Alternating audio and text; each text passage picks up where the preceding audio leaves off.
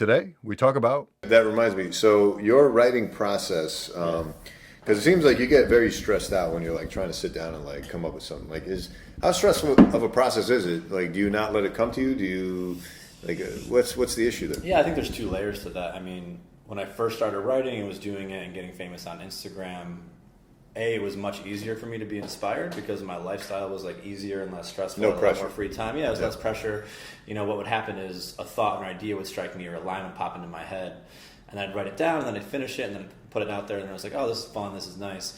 When I got my book deal, it was like, all right, you can use these 50 poems that you've published before, which took me like 5 years to write. And they're like, but we need 50 more and you have 6 months to write them. So going from inspired art to contractually obligated art was like a really hard thing, both conceptually and in actuality. Like, even in my head, I was like, oh, now it's not as fun now. But even when I sat down in the mood, I was like, wow, this is actually way harder. But like, instead of, here's the thing I want to write about, let's write about it. Now it was, what do I want to write about? Is this good? Is this a worthy topic? And I'd spin in circles before I even wrote a single word on the paper. Do you feel like that's self-inflicted? Well, no. I mean, I feel like, because that, it's a very common thing. Well, the hardest part must have been because you can't, like, were you doing workshops or something?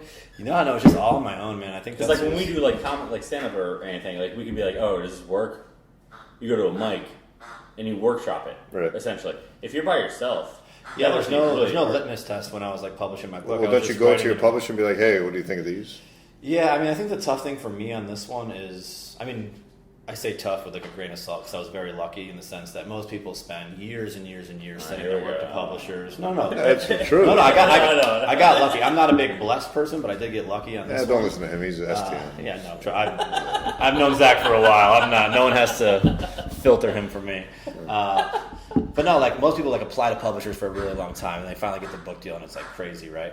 I got really lucky in the sense that, you know, I had 30,000 followers on Instagram and this publisher was like, you know, we publish all these books in all these different categories. We see that the poetry category, particularly Instagram poets, are blowing up right now.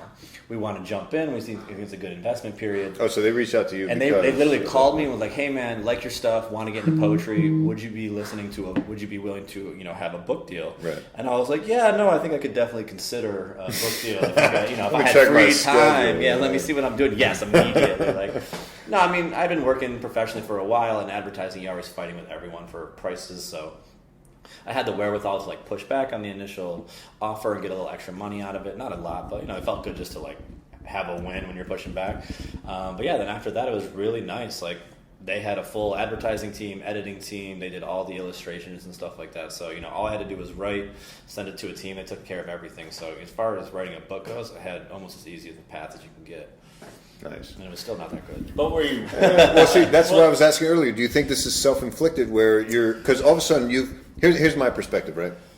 And we talked about this at your place. I've brought this story up on this podcast multiple times now where I started posting a ton of shit. Mm-hmm. I said, fuck it, right? Because I had the same self-inflicted, like, oh, man, it's good enough to post. We need to have a conversation about curated content. You got to have a conversation about curated content. And then I come over to your place later that night, and I tell you, like, my whole method is like, dude, this is me, take it or leave it. And granted, I don't have a contractual obligation or anything like that, so that's a whole different pressure. I totally respect that. But I loved how, as I said, like, hey, I'm just being myself, and I put myself out there, and that's it. And then your two friends I'd never met before that just happened to be at your place when I was explaining this were just like, that's so brave. Oh, yeah, that's Lee and Diane. Yeah, I mean, well, we don't have to name call. I'm just saying, like, X and Z, yeah. But it was like part funny and part like, holy shit, should I be offended about being brave, being myself? Do you get what I'm saying? It's like you have to live with that self-esteem issue, right? So my question to you was, you've put in all this work, you've gained these 30,000 followers already, and 35 like now, or 35, and you've like you said, you put in these 5 years coming up with these 60 poems that this publisher's already bought into. Mm-hmm.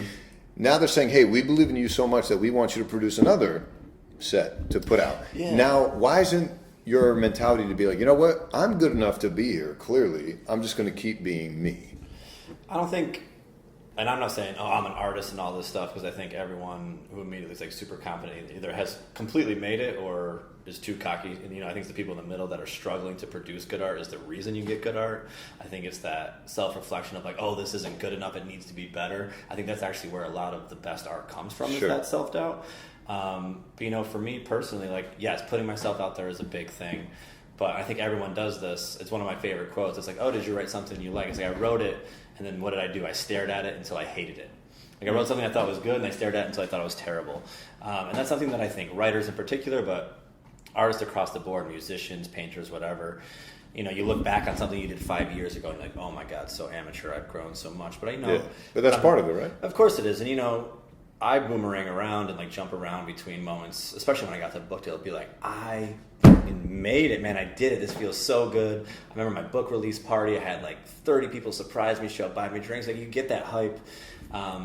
But then you get that, and, you know, those are the peaks, right? But you get those valleys of just like crippling self-doubt, just absolute faith that you will never be able to do it. But, you know, I think if I was super steady and, you know, my emotions ran in a straight line, I wouldn't write anything interesting. I know this is like a common thing that people say, but like that roller coaster ride of emotions that I experienced is what I think actually gives me something worthwhile to write about. So, you know, Yeah, as much fair. as it can be tough to go through, I think it's something that, you know, produces a positive output. So, you know, I can only hate it so much. No, yeah, I get that. Okay. No, I mean, you know, just jumping in.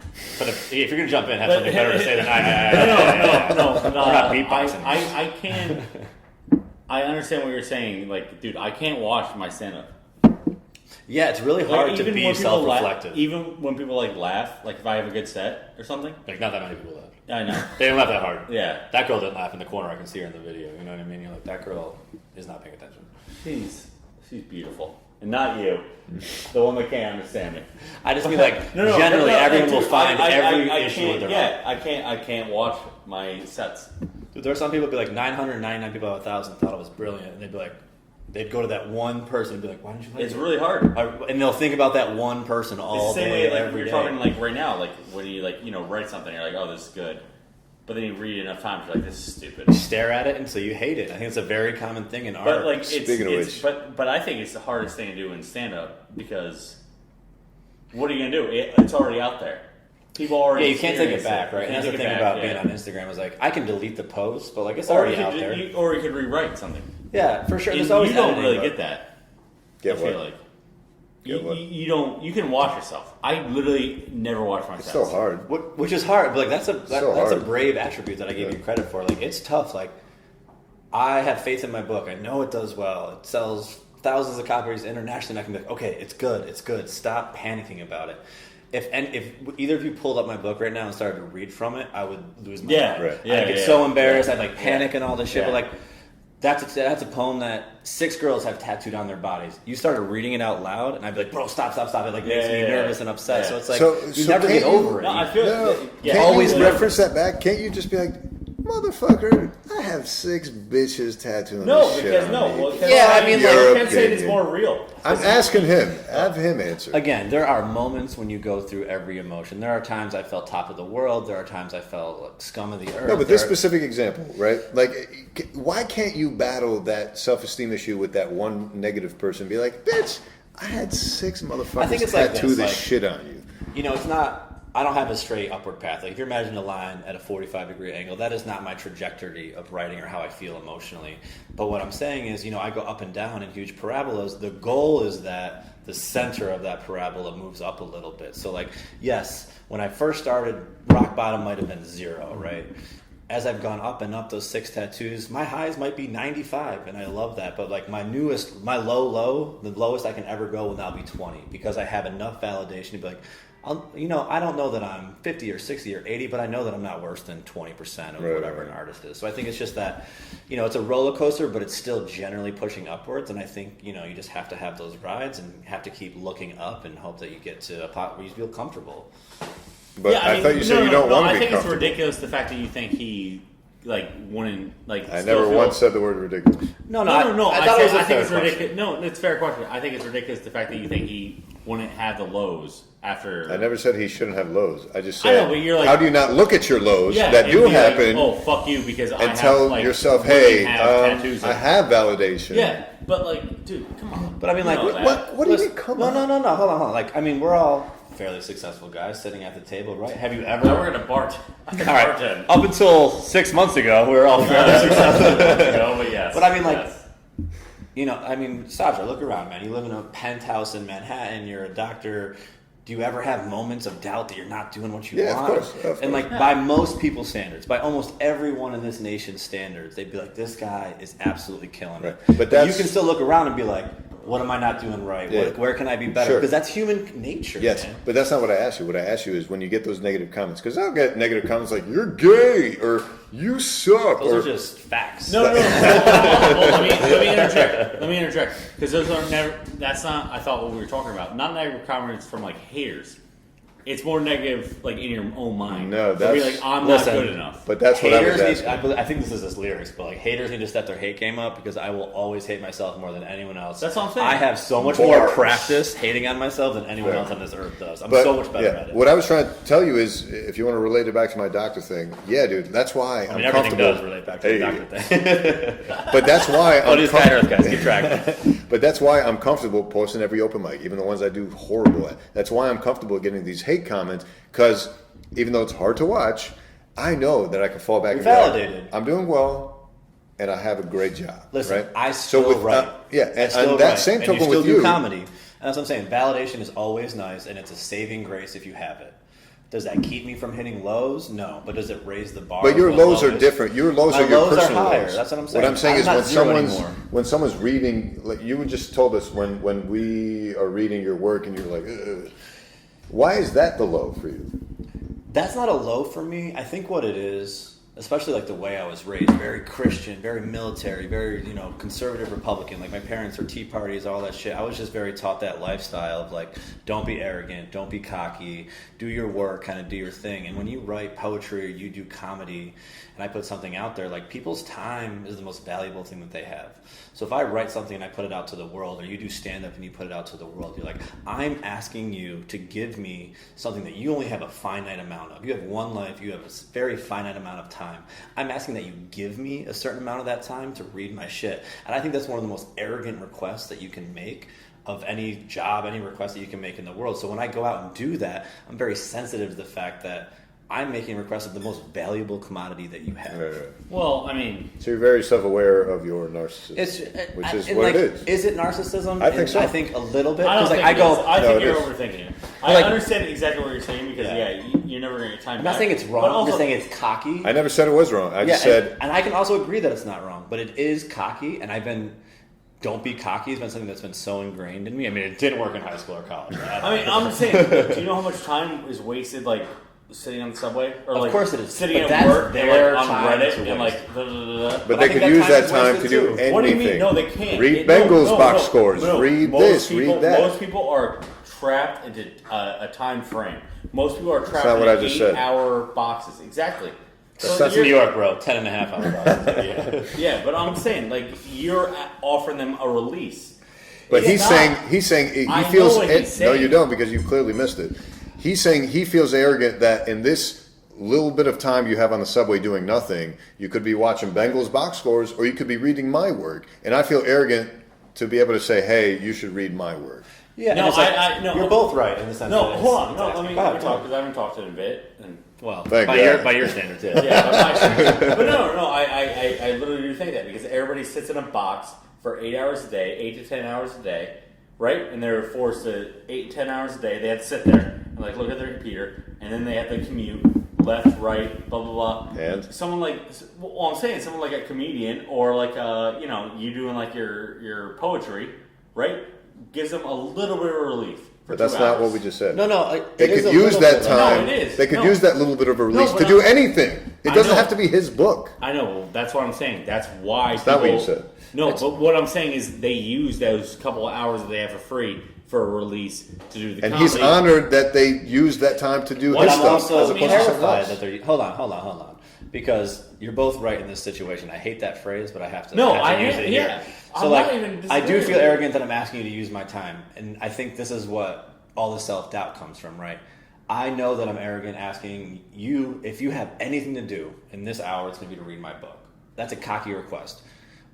Which drives me to be like, if I'm going to make this request, I better fucking absolutely deliver on the material, because if I'm going to ask for an hour of your time, I better make it worth an hour of your time. And Yeah. that's what, to me, stresses me out because I'm like, is this poem worth someone's time? But that's what also gets me to the point I'm like, all right, I have to work harder. I have to make sure that this is worth their time. Yeah. And that's what drives me to be a better artist or a better writer, to think about my work more. Like, how many times I want to write something and throw it out to the world. I'm like, no, sit on it, publish it, edit it, make it better. Because if you're going to demand time from people, you better make sure it's worth it, man. Yeah. So what I'm getting at, kind of bringing this back. So like working New Yorkers have so much to do, right? And they have a few hours of free time. Yeah. Maybe they read your book. That's not going to be for everybody. Some people might read it and they might be like, all right, this sucks. Some people might read it and be like, I'm going to read this for 4 hours tonight. Yeah. They love it. That's fine. Some people might go to your stand-up and they might be like, all right, this sucks. Some people might be like, oh, this is hilarious. Where is she performing, Doc? Like, all that kind of crap. You're a doctor? Yeah, I've heard But all rumors. I'm saying is, you guys should not put that on your shoulders. You Because have to. But there's so many other venues people could go. Right, so he's honored that they choose to put no, that no, no, finite you guys amount of point, time. like, I feel You guys are validated because talking there's about so much stress. bullshit out Yeah, there. yeah, There there's are so so much many, bullshit. like, Yeah. how many people I see on the subway playing fucking mahjong or like some Not bullshit even ass that, game that or does stupid it, books they read. staring at the ceiling. You know what Yeah. I mean? Like, this is an improvement over your shitty Well, ass in game. your opinion, someone may get that And be like, this is a waste of my amazing time. joy from that mahjong. I zone out during this video game, and I get that. All Yeah. I'm saying is, I'm when not you saying do don't make the put the choice, fucking. You guys should not be on a cross. It's not that important. You're People totally are, misconstruing everything he's saying and that I'm responding with. Yeah. again, it's tough. It's okay, we're both right, right?